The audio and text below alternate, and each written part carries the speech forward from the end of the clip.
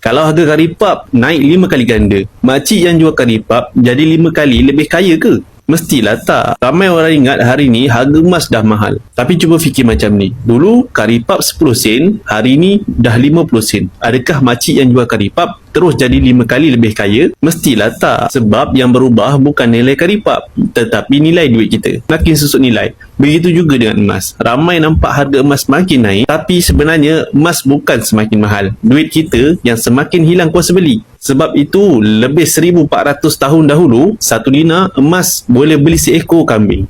Macam mana pula dengan hari ni? Satu dinar emas masih boleh beli seekor kambing. Nampak bezanya? Emas tak jadikan kita terus kaya, tetapi ia membantu kita mengekalkan nilai kekayaan yang kita dah usaha kumpul. Sebab itu tuan-puan, ramai yang faham keuangan, mereka bukan simpan semua dalam duit.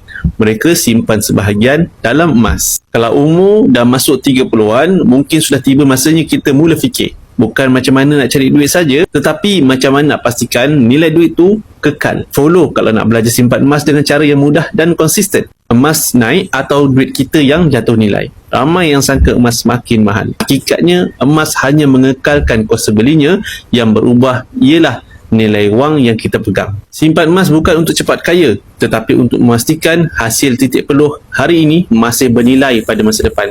Tambah gram bukan tambah alasan. Kalau tak mula sekarang, 5 tahun lagi sama je. Nak mula simpan emas, boleh rujuk pin post video saya cara bermula. Kurang daripada 5 minit, tuan-puan dah boleh mula menabung emas. Emas adalah saving.